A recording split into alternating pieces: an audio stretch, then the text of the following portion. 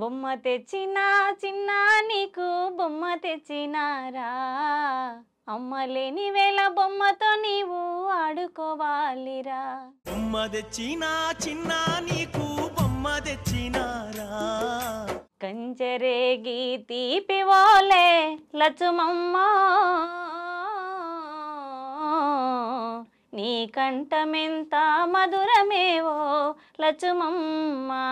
ఎందుకు అవకాశాలు రాలేదో నాకైతే అర్థం అవ్వట్లేదు ఇంత మంచి వాయిస్ కి. ఈ సిందనన్నిట కూసుంద పంచయ్యనియవు, ఇంటోడివే గాని ముద్దిస్తే మరముసయ్యవు. నా బంగారి మావా, నా బలశాలి మావా. గొంతులో ఎక్కడ కూడా కొంచెమన్నా ఆ స్ట్రెయిన్ అవుతున్న ఫీలింగే లేదు, సాఫ్ట్ గా అలా వెళ్ళిపోతుంది. పోలీస్, హోమ్ గార్డ్ ఇట్లాంటి ఉద్యోగాలంటే ఎప్పుడు ఏ ఎమర్జెన్సీ వచ్చినా రమ్మంటే వెళ్లాల్సి వస్తుంది. ఇవన్నీ చూసుకుంటూ ఫ్యామిలీని బ్యాలెన్స్ చేయాలంటే కొంచెం. యూనిఫామ్ అంటే చాలా ఇష్టం మేడం. తర్వాత సింగింగ్ అంటే ప్రాణం. ఓ వెలిగే వెన్నెలమ్మ, చల్లని జాబీలమ్మ, తెల్ల మల్లేలమ్మ, విరబోసిన చాజే కొమ్మ, మా అమ్మ యాడన్నా కనిపించిందా.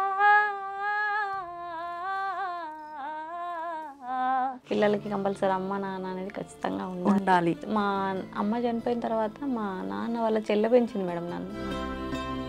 హాలిడేస్ వస్తాయి, పిల్లలు ఉంటారు, అందరు అమ్మమ్మ నానమ్మ అని వెళ్తూ ఉంటారు, నా పిల్లలు అక్కడే ఉండిపోతారు. ఎవరు ఫోన్ చేసి వాళ్ళందరినీ అడుగుతున్నాం, మా అమ్మ ఫోటో ఉందా మీ దగ్గర అని. లైఫ్లో ఎన్నో టర్నింగ్స్ తీసుకొని ఇక్కడ అయిపోయారు. మీరు రేలారే రేలాలో కూడా పాడారని చెప్పి విన్నాము. ఎప్పుడండి, ఏ ఇయర్ లో వెళ్ళారు, ఎలా వచ్చింది అవకాశం? అన్ని డిస్ట్రిక్ట్లలో కాంపిటీషన్స్ పెట్టారు. 250-300 మెంబర్స్ దాకా పార్టిసిపేట్ చేశారు. టాప్ 5లో నేను ఒక్కదాన్ని. పోలీస్ కళా బృందంలో సింగర్స్ కావాలి అని చెప్పేసి డిస్కషన్ వచ్చినప్పుడు మా నాన్నమ్మ బాగా కనెక్ట్ అయ్యింది. అంటే అమ్మ లేదు, ఎలా బతుకుతుందో ఎలా చూసుకుంటారో అని బాధపడ్డాను. నిజామాబాద్లో కూడా చాలా మంది సింగర్స్ ఉన్నారు, కానీ కొంచెం ఫీలింగ్ ఉందన్నమాట వాళ్ళకి. ఇప్పటి వరకు మీరు పాడిన పాటల్లో మంచి పేరు తెచ్చిపెట్టిన పాట అంటే ఏం చెప్తారు? విలేజ్లలో ఎక్కువ మేడం మా అమ్మ నాన్న పాటలు చాలా పేరు తీసుకొచ్చి పెడతాయి. బాధ గల ఇన్సిడెంట్స్ ఏంటంటే బస్ స్టాండ్లలో కానీ రైల్వే స్టేషన్లో కానీ చాలా మంది ముసలి వాళ్ళని చూస్తే బాధ అనిపిస్తుంది. నమస్తే, వెల్కమ్ టు ఐ డ్రీమ్. నేను మీ విజిత. ప్రస్తుతం నాతో పాటు ఎవరున్నారో తెలుసా? తను ఒక సింగర్.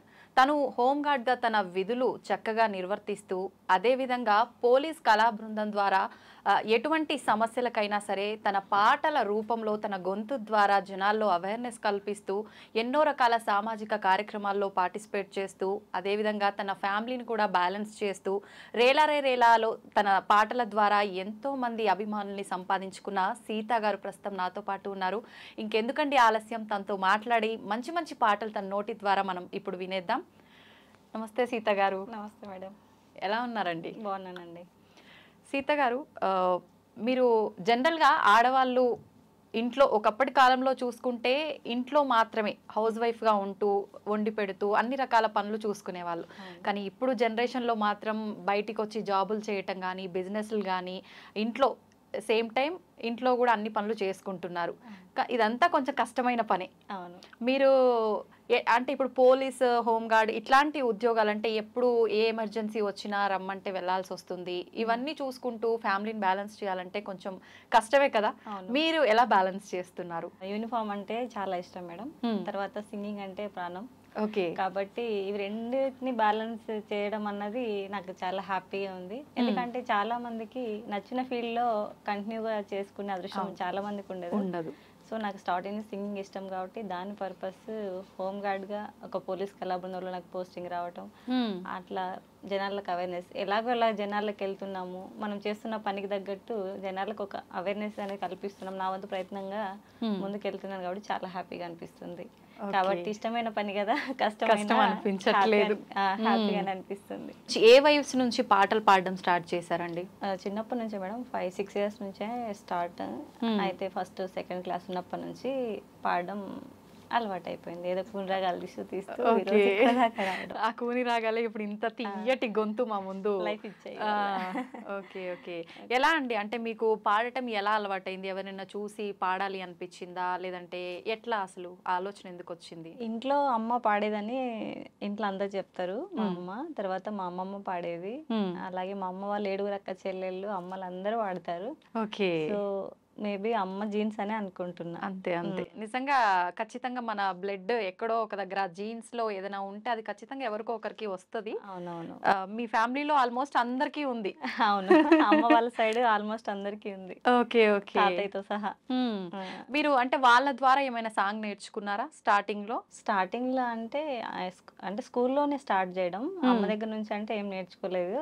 అమ్మ యాక్చువల్లీ అమ్మ లేదు నాకు 1 year అప్పుడు అమ్మ చనిపోయింది. ఓకే. సో మీ అమ్మ ఇలా పాడేది అలా పాడేది అని అట్లా చెప్పడం మేబీ అదే అయి ఉండొచ్చు. అలా పాటలు పాడుకుంటూ ముందుకు వచ్చేసాను. ఓకే. అంటే మీకు అమ్మ లేదు, అమ్మ పాటలు పాడేది, అమ్మ కోసం నేనేమైనా పాట పాడాలి, రాసుకోవాలి, ఇలా పాడాలి అట్లా ఏమైనా ఎప్పుడైనా ఆలోచించారా? రాసుకోవాలంటే ఎప్పుడు అనుకోను, కానీ అమ్మకు సంబంధించిన ఏ సాంగ్స్ వచ్చినా కూడా చాలా ఎమోషనల్ అయిపోతాను. ఓకే. హ్యాపీగా ఫీల్ అవుతాను. అంటే అమ్మ గురించి ఎంత చెప్పినా తక్కువనే కాబట్టి ఒక పాట కాస్త మనకి రిలీఫ్ ఇస్తుంది అమ్మని తలుచుకోవడానికి. అవును. ఎన్ని పాటలు పాడుకున్నా అమ్మ పాట పాడుకుంటే ఆనందం వేరు అనిపిస్తుంది. వేరు. అవును. ఒక్క పాట అమ్మ గురించి ఏదైనా మా కోసం. పురిటి నొప్పులాయతరా పూజించే దేవతరా, జన్మనిచ్చిన తల్లి జగతిలోన జాబిల్లి, నీ పాదాలకు సాష్టాంగ వందనం, ఏమిచ్చిన తీరనిదమ్మా నీ రుణం, అమ్మా నీ పాదాలకు సాష్టాంగ వందనం, ఏమిచ్చిన తీరనిదమ్మా నీ రుణం, పురిటి నొప్పులాయతరా పూజించే దేవతరా, జన్మనిచ్చిన తల్లి జగతిలోన జాబిల్లి, నీ పాదాలకు సాష్టాంగ వందనం, ఏమిచ్చిన తీరనిదమ్మా నీ రుణం, వెచ్చని నీ కడుపున మోసి వెలకట్టని ప్రేమను చూపి ప్రాణవాయు వందించంగా, పసిగుండె స్పందించంగా, మన ఆకలి తీర్చే తల్లి మన ఆలన తీర్చే తల్లి, ఎంత జాలి గుండె